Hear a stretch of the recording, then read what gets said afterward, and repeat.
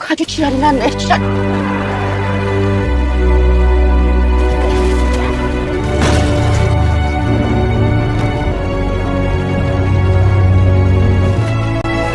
Assalamualaikum warahmatullahi wabarakatuh. Annyeonghaseyo. Apa kabarkah kalian hari ini? Mimin harap kabar baik dari kalian. Baiklah, di sini Mimin ingin membahas film yang sudah tayang di tahun 2023 lalu. Tentang seorang wanita yang berparas cantik dan terlihat tomboy ini yang bernama Okzo. Wanita ini dikenal sebagai sosok yang sangat dingin, yang tidak suka punya banyak teman. Namun, sekali dia bergerak, dia sangatlah mematikan. Buat kalian sahabat drakor, jangan kemana-mana, tonton terus video ini hingga selesai. Baiklah, kita bahas film ini sekarang bersama-sama. Di awal film ini menceritakan tentang warung Bang Alex, dan tiba-tiba ada 4 pria misterius yang datang ke warung ini. Dan Bang Alex pun santai, main games, dan sambil mengemil. Tiba-tiba, dia melihat seorang laki-laki memakan jajanannya, dan dia bilang, ternyata seketika dia pun dihajar, dan Bang Alex pun meringis kesakitan. Lalu pria yang lain mengambil semua yang ada di warungnya, dan Bang Alex pun ditodong dengan pisau. Para maling ini meminta Bang Alex untuk membuka mesin kasirnya, dan Bang Alex pun membukanya. Lalu pria tersebut bertanya, mana lagi? Bang Alex pun berkata, sebagian orang yang membeli memakai kredit, bukan uang tunai. Lalu mereka tidak percaya. Mereka menyuruh Bang Alex agar membuka yang ada di brankas tersebut. Dan Bang Alex pun berkata, tidak tahu, karena dirinya hanya pekerja paruh waktu. Dan tiba-tiba ada seorang wanita yang ingin membayar ke kasir. Lalu dia menyuruh Bang Alex untuk menghitung belanjaannya. Dan dia pun mengambil uangnya untuk membayarnya. Ternyata wanita itu adalah Okzo. Lalu Okzo pun minta kembaliannya kepada Bang Alex. Bang Alex pun terdiam, kebingungan. Karena Okzo melihat mesin kasirnya kosong, dia pun melihat isi dalam tas maling tersebut dan mengambil kembaliannya, dan malingnya pun terkejut. Lalu lehernya Okzo pun ditodong dengan pisau dari belakang, dan terjadilah adu mekanik.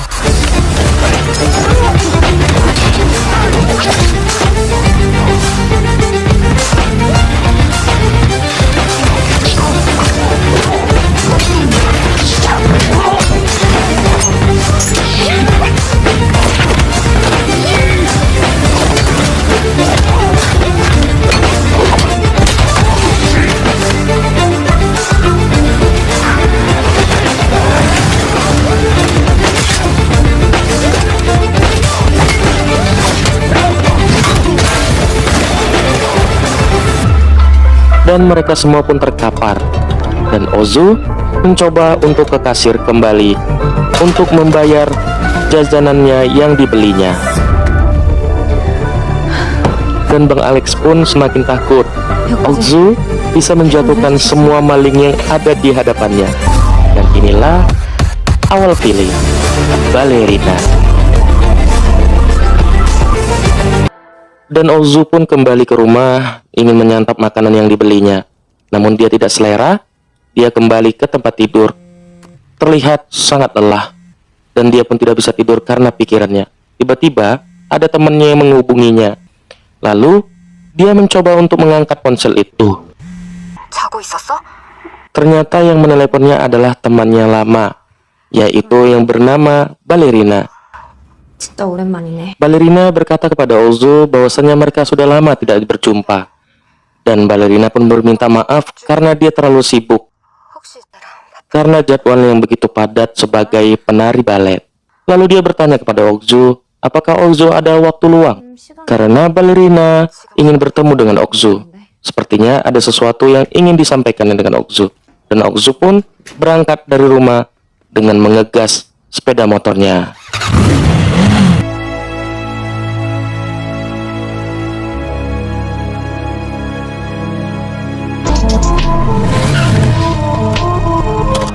Okzo pun sampai di sebuah minimarket untuk membeli minuman dan juga jajanan ringan yang akan dibawanya ke rumah Ballerina. Dan dia pun membayar ke kasir. Dan ternyata abang kasir pun sudah lama kenal dengan Okzo. Dan film pun berpindah. Okzo berada di lift menuju ke lantai atas untuk ke rumahnya Ballerina. Ketika Okzo memencet belnya, Ballerina pun tidak menyaut dari dalam. Lalu dia pun mencoba untuk masuk karena dia tahu kode ini rumahnya balerina. Dan Okzu pun membuka pintunya. Begitu di dalam, dia melihat tidak ada siapa-siapa. Dan dia pun tersenyum ketika melihat foto mereka berdua. Lalu dia pun mencoba mencari balerina ke kamarnya. Ternyata kamarnya pun juga kosong. Dan dia melihat sebuah kado yang ada di atas tempat tidurnya. Lalu Okzu mencoba membukanya. Ternyata isinya hanya sebuah sepatu dan juga sebuah kertas. Dan Okzu pun mencoba membukanya dan membacanya. Ternyata isi dari kertas tersebut adalah sebuah surat yang bertuliskan, "Tolong balaskan dendamku." Setelah membaca surat tersebut, Okzu pun terkejut dan mencoba mengelilingi setiap ruangan balerina sambil menelepon balerina. Dan dia mendengar suara handphonenya balerina yang masih berada di dalam rumah. Ternyata handphone tersebut berada di kamar mandi. Ketika Okzu melihat ke arah bathtub, dia pun penasaran dan dirinya mencoba mendekatinya. Ternyata itu adalah balerina, teman Okzu sendiri, yang mati karena bundir di dalam bathtub. Sontak Okzu pun terkejut dan menangis karena dirinya tahu pasti ada sesuatu yang membuat sahabatnya mati karena bundir. Lalu dia pun termenung di ayunan yang tidak jauh dari kediaman sahabatnya itu. Dan dia membaca kembali isi suratnya, yang ternyata penyebab kematiannya bernama Sep Choi. Dan dia pun pergi dengan motor sportnya pulang ke rumahnya.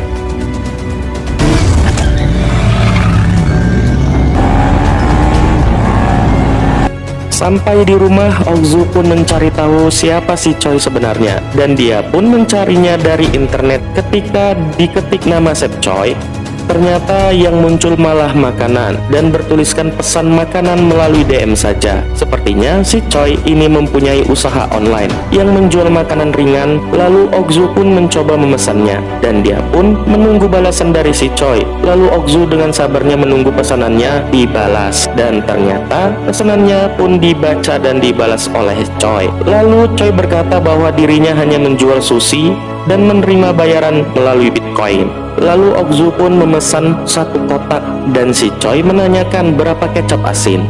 Dan Okzu membalas sebungkus kecap asin. Dan lagi-lagi Okzu dibuat menunggu, lalu bukannya membalasnya tetapi malah meninggalkan obrolan.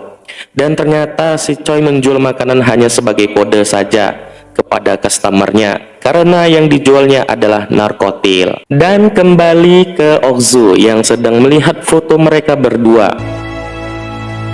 Lalu Okzu mencoba datang di lokasi si Choi bertemu customernya. Dan si Choi pun turun dari mobil memberikan sebuah kotak makanan kepada setiap pelanggan yang datang.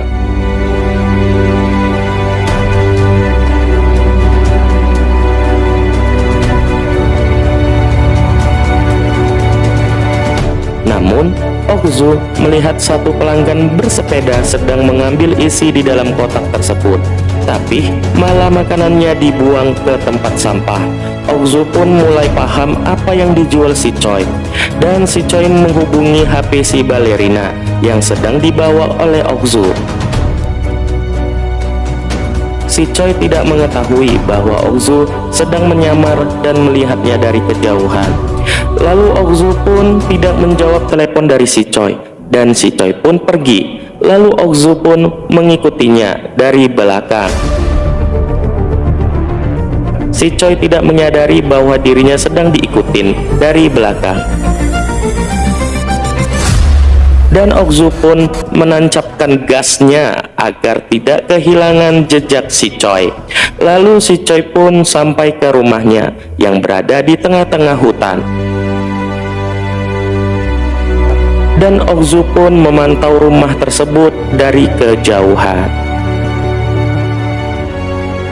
Dan hari pun berganti, di mana si Choi sedang berolahraga untuk merilekskan badannya.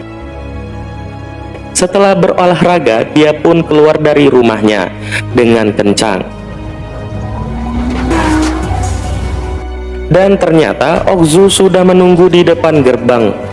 Lalu Okzu pun mencoba membobol pintu rumah Choi, dan akhirnya dia pun berhasil membobolnya dan masuk ke dalamnya. Setelah di dalam, dia pun menjalankan misinya untuk memasang penyadap di setiap ruangan rumah si Choi, dan Okzu pun meriksai setiap ruangan rumah si Choi dan meletakkan penyadap di setiap sudut.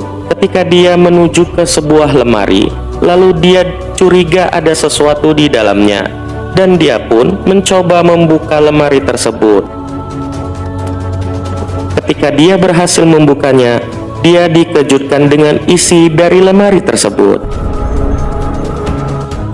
yang ternyata benda tersebut digunakan si Choi untuk melakukan aksi bejatnya terhadap korbannya, yaitu wanita yang menjadi pemuas nafsunya.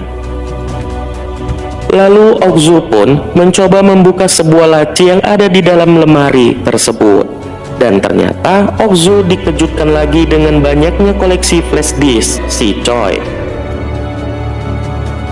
dan tertera nama korbannya di setiap flash disknya. Namun Okzu tidak sengaja melihat sebuah flash disk yang bertuliskan nama temannya, yaitu Ballerina, dan dia mencoba melihat isi flash disk tersebut, dan ternyata isinya sebuah video aksi dari penyakit si Choi.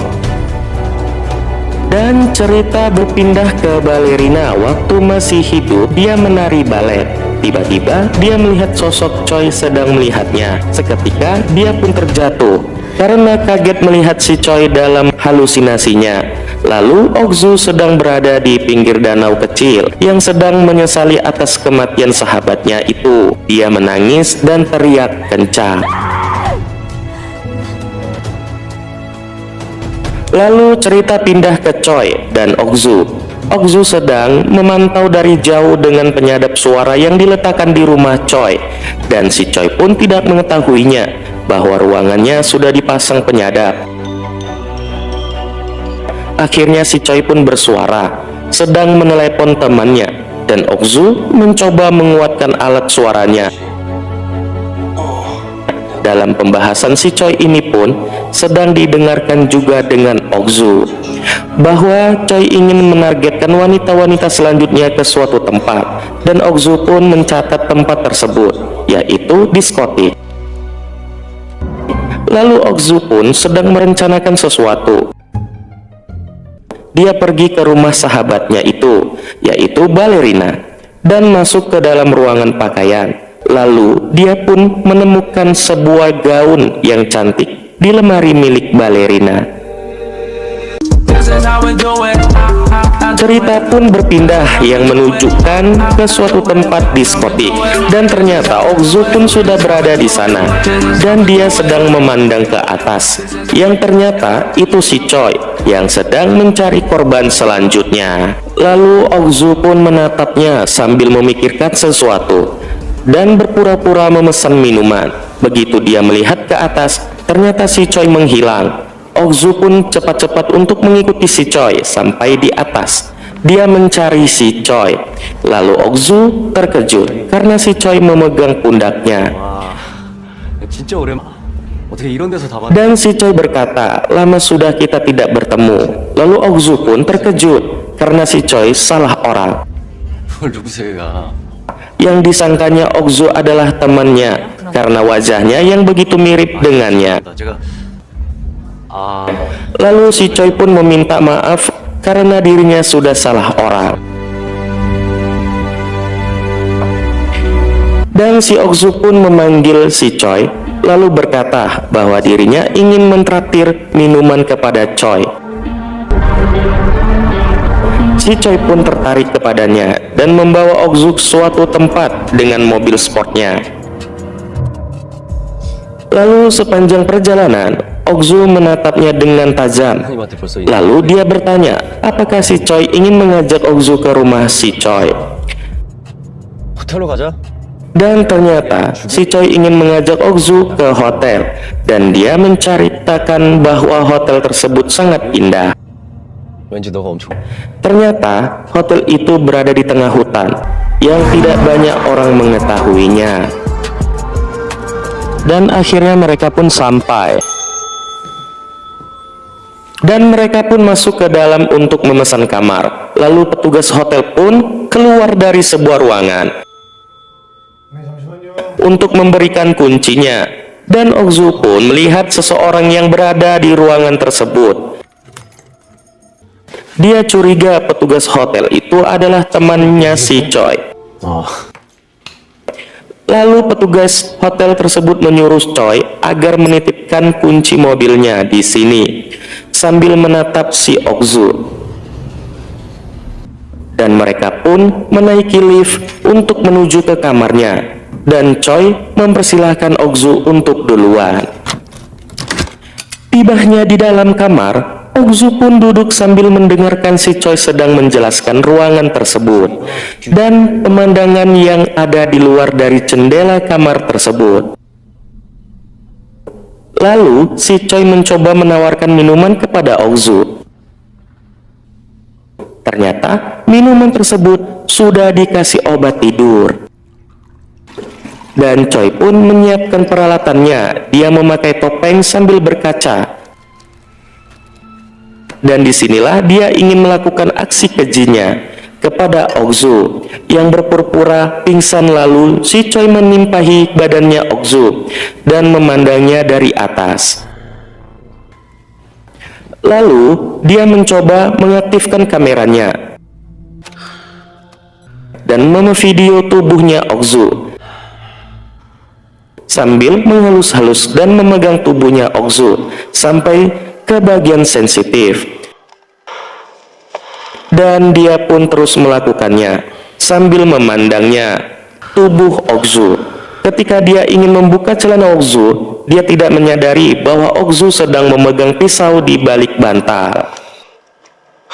Dan Okzu pun bangkit ingin menusuk Choi. Lalu Choi pun dengan cepat menangkisnya dengan tangannya hingga berdarah dan adu mekanik pun terjadi.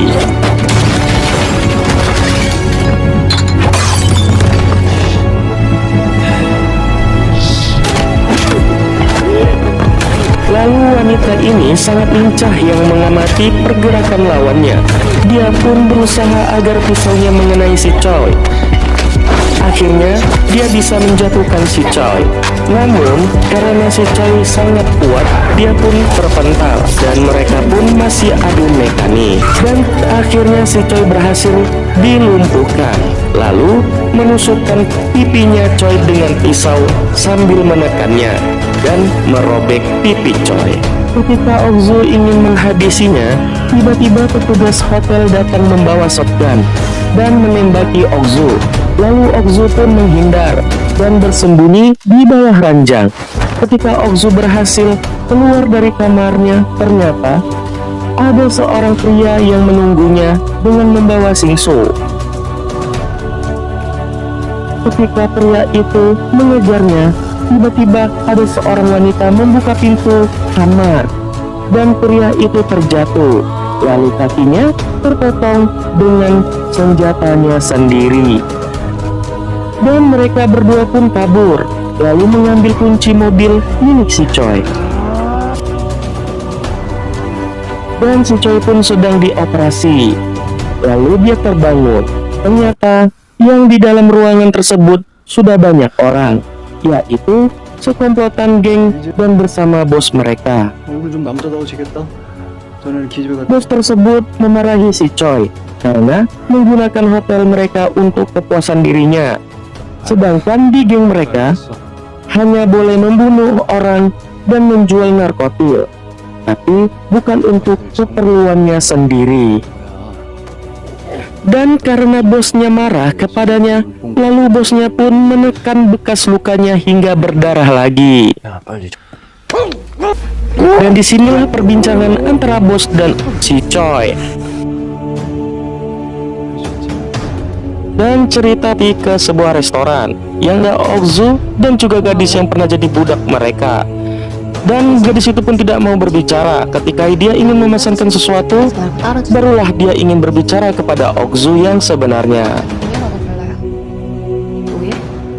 wanita tersebut mengatakan inilah yang terakhir, karena dia pernah ingin lari dari tempat itu tetapi takut dibocorkan video-videonya yang dikerjain oleh si Choi. Lalu gadis itu berkata bahwa dia sudah yakin bakalan ada yang datang dan menolongnya. Lalu Okzu menanyakan kepada wanita tersebut apa rencana selanjutnya, dan dia menjawab dia sering membunuh mereka di dalam pikirannya dan ini akan menjadi kenyataan. Dan film pun berpindah ke Choi yang dimana dia sudah sembuh dari lukanya, dan dia pergi ke suatu tempat yaitu apoteker, dan sesungguhnya itu bukanlah apoteker yang sebenarnya, dan dia bertemu dengan seseorang yang merancang narkoba inilah. Dan si Choi pun bercerita kepada temannya bahwa wajahnya cacat karena ulah wanita brengsek itu. Lalu temannya bertanya apakah ini ulah dari budak kita, dan temannya pun berkata lagi, kenapa tidak menyewa orang saja? Lalu Choi pun berkata tidak perlu, karena hanya satu wanita saja, karena dia sudah merusak wajahnya dan membawa mobilnya. Dan si Choi pun menawarkannya kepada Music. Lalu Music berkata dia tidak punya keahlian dalam membunuh seseorang, dan Choi pun menawarkannya 100 juta won. Lalu Choi menargetkan itu dalam 2 hari. Lalu temannya pun berkata, bolehkah dia merekam ketika membunuh wanita tersebut? Dan Choi pun melihatnya dengan wajah yang marah. Dan film pun berpindah yang dimana memperlihatkan seorang pelatih penembak jitu yang bernama Moon Young, yaitu salah satu temannya dari Okzu. Lalu Okzu bertemu dengan Moon Young, yaitu salah satu pelatih penembak jitu tentara bayaran demi pengawalan pribadi. Dan Okzu pun sangat butuh bantuannya Moon Young. Dia berkata di mana membeli senjata ilegal. Dan dia berbicara kepada Moon Young bahwasanya temannya balerina meninggal 3 hari yang lalu karena bunuh diri. Lalu Moon Young pun berkata bahwasanya apakah tidak ada cara lain dengan melaporkannya ke polisi. Dan Okzu pun berkata butuh bantuan Moon Young. Dan Okzu sedang menunggu seseorang yang ingin berjumpa dengannya. Dan tiba-tiba datanglah sebuah mobil yang unik yang membuat Okzu jadi bingung. Apakah ini seseorang yang ditunggunya? Yang ternyata sepasang kekasih yang sudah tua. Dan kakek itu pun berkata, "Kaukah yang membeli barangnya?" Sesuai perjanjian, ada uang ada barang. Lalu kakek ini mengajak Okzu untuk melihat barangnya yang ada di box mobilnya. Dan ketika dibuka, Okzu melihat sesuatu di dalam mobilnya, yaitu mainan anak-anak. Ternyata semua itu hanyalah manipulatif agar seseorang tidak mengetahui bahwa kakek ini menjual senjata ilegal. Lalu Okzu pun bertanya kepada kakek tua itu apakah hanya ini senjatanya. Dan adegan lucu pun terjadi karena sebuah senjatanya ada yang tidak bisa dikokang karena pelumasnya sudah kering. Lalu Okzu pun memegang sebuah pistol yang kecil, dan Okzu berkata apakah pistol ini mainan. Lalu kakek itu menjelaskan cara memakai pistolnya, dan nenek tersebut bertanya kepada Okzu.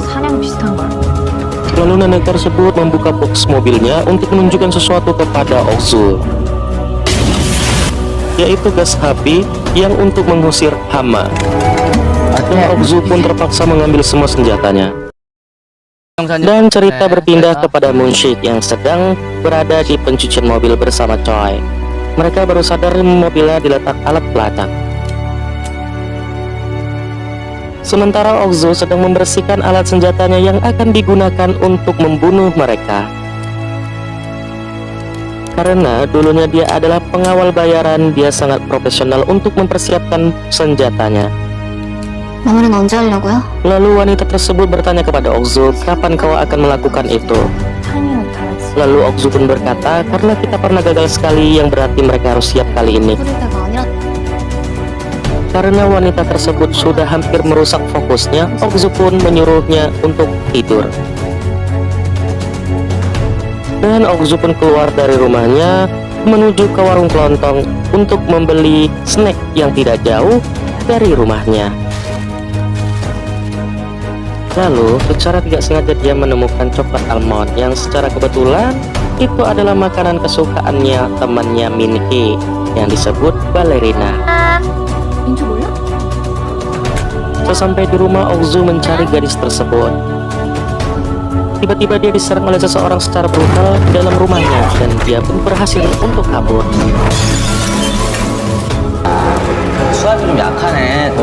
Dan di sisi lain, anak buah si Choi sedang menyiksa seorang wanita yang ternyata wanita tersebut yang diculik di dalam rumahnya Okzu yang dulunya menjadi budak mereka. Tanpa basa-basi, si Choi pun memilih senjata untuk menyiksa gadis tersebut. Tanpa rasa kasihan, si Choi pun memukulnya dengan secara brutal. Dan scene pun berpindah, di mana petugas motel yang sedang menelepon tiba-tiba ada seseorang yang datang di hotel tersebut. Satu petugas mengecek untuk ke depan. Tiba-tiba si botak ini terbangun karena mendengarkan suara senjata. Ketika dia mengecek CCTV, ternyata ada mayat temannya. Lalu anjing puntung ini ke depan untuk melihat situasi yang terjadi. Tiba-tiba Okzu sudah menodongkan senjatanya ke anjing puntung ini. Karena sudah mati kutu, dia tidak ada cara lain lagi selain pasrah. Lalu Okzu bertanya kepada mereka tentang keberadaan bosnya, yaitu si Choi. Karena dirinya tidak menjawab apapun, Okzu pun memberikan tanda pengenalan. Namun karena intelijennya Okzu sangat tinggi, dia mengetahui lokasi keberadaan pabrik narkotil mereka, dan dia pun bergegas untuk mendatangi mereka. Dan wanita tangguh ini berjalan dengan wajah yang percaya diri dan yakin untuk menghabisi mereka. Namun di tengah perjalanan dia diperlihatkan baju siswi tersebut. Karena dia tahu kodenya, lalu dia memencet kode itu dan lalu masuk ke dalam. Dan tiba-tiba Okzu memberhentikan pintu liftnya. Dan mereka tidak menyadari bahwa itu adalah Okzu. Dan Okzu pun memberikan tanda pengenalan. Dan inilah wanita tangguh yang bernama Okzu. Setelah berada di dalam, dia dikejutkan oleh pemandangan produksi narkotil mereka. Lalu Okzu pun berjalan ke arah mereka dan berada di tengah-tengah mereka. Wanita tangguh ini menjelaskan bahwasannya wanita kalau sudah balas dendam, dunia akan terbalik. Lalu Okzu pun bertanya kepada mereka. Ketika Okzu menjelaskan ciri-ciri gadis tersebut, tiba-tiba kepala Okzu keluar di hadapannya. Dan kepala Zu pun merasa dibohongi oleh Choi, karena Choi pernah bilang Okzu sudah mati. Ketika bosnya mengajak duduk Okzu dan mengobrol bareng, dan Okzu pun tidak mau, lalu Okzu memberikan tanda pengenalan. Dan seketika pun bosnya mati karena ditembak tepat di keningnya. Ketika dia ingin menembak anak buahnya, tiba-tiba senjatanya tidak berfungsi. Karena senjata Okzu tidak berfungsi, mereka semua pun menyerang. Mereka tidak tahu bahwa Okzu menyimpan senjata cadangan. Dan di detik inilah adu mekanik pun terjadi. Mereka pun tidak mengetahuinya bahwasanya Okzu sangat mahir dalam memakai senjata karena dirinya bekas mantan tentara bayaran. Dan satu persatu mereka dihabisi oleh Okzu.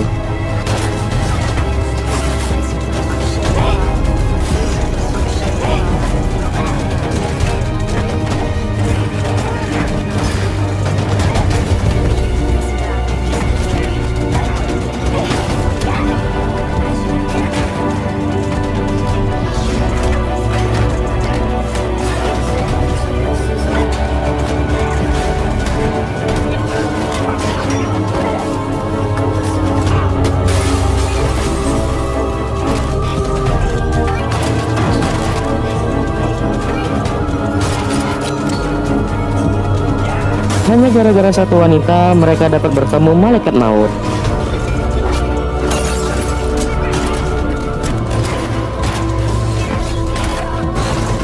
Dan yang terakhir, sepertinya dia adalah tangan cebok bosnya. Lalu Okzu bertanya kepada tangan ceboknya, di mana keberadaan si Choi sekarang. Dan ternyata tangan cebok bosnya ini pun sangat keras kepala. dan dirinya tetap tidak mau memberitahukan di mana keberadaan si Choi dan gadis tersebut. Namun malah mengejek dan memaki-maki Okzu. Karena Okzu sudah mulai muak dengan perkataannya, dan Okzu pun tidak mau membuang waktunya terlalu lama karena gara-gara kerucut ini. Karena dirinya tidak mau menjawab juga, dan Okzu pun menyiksanya dengan pecahan beling dengan memasukkan ke mulutnya.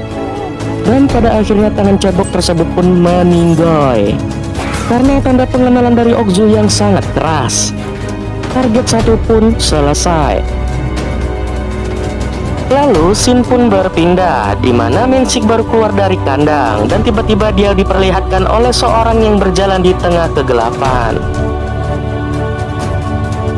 Dan dia pun dikejutkan dengan sosok tersebut, yaitu adalah Okzu. Dan dia pun semakin ketakutan karena melihat wajahnya Okzu yang bersimbah darah. Lalu Okzu melihat sesuatu yang ada di belakangnya, dan ternyata seseorang itu adalah siswi tersebut yang dicari oleh Okzu. Dan seketika Okzu pun terheran karena melihat siswi tersebut seperti binatang dibuat oleh mereka, dan pria tersebut sudah mempersiapkan senjata pisau yang ada di kantongnya. Dan Okzu pun dibuat geram oleh mereka karena memperlihatkan gadis tersebut terkapar tidak berdaya. Dan Okzu pun menodongkan senjatanya kepada Mensik, dan tiba-tiba Okzu ditembak dari jauh. Ternyata itu adalah Choi. Dan Mensik pun merasa lega karena Choi datang, karena dirinya hampir mati. Lalu dia berkata kepada Choi, dia akan menghabisi Okzu dengan imbalan 100 juta won. Lalu Choi pun sangat geram kepada Mensik dan mengekernya dari belakang. Lalu Choi pun berkata 100 juta apanya, karena semuanya sudah selesai. Lalu Choi pun ingin membunuh Okzu. Okzu pun menghilang dan bersembunyi, dan tiba-tiba Choi ditembak dari belakang oleh siswi tersebut. Namun tembakan siswi tersebut meleset, tidak mengenai si Choi. Senjatanya kehabisan peluru, dan disinilah Choi ingin membalasnya dan dicegah oleh Okzu. Seketika Choi pun terjatuh. Lalu Okzu pun terus menembaknya. Karena Choi sudah lumpuh, mereka pun membawa Choi ke suatu tempat untuk mengeksekusi si Choi yang berotak porno ini. Ternyata mereka membawa si Choi ke sebuah pantai. Dan disinilah Okzu menggunakan senjata yang dari nenek tersebut. Lalu si Choi memohon-mohon kepada Okzu, dan Okzu tidak memperdulikannya. Dan di tempat inilah Choi mengakhiri hidupnya di tangan Okzu. Dan eksekusi pun dimulai. Dan tubuh Choi pun hangus menjadi debu. Karena dendamnya sudah terbalaskan, dan film pun berakhir. Baiklah, buat sahabat Mimin, jika ada salah kata Mimin mohon dimaafkan. Dan apabila kalian suka dengan alur cerita ini, jangan lupa untuk support terus channel ini supaya bisa berkembang. Kamsahamnida buat kalian yang sudah singgah ke channel ini dan menontonnya. Karena cerita sudah berakhir, Mimin pun pamit. Assalamualaikum warahmatullahi wabarakatuh.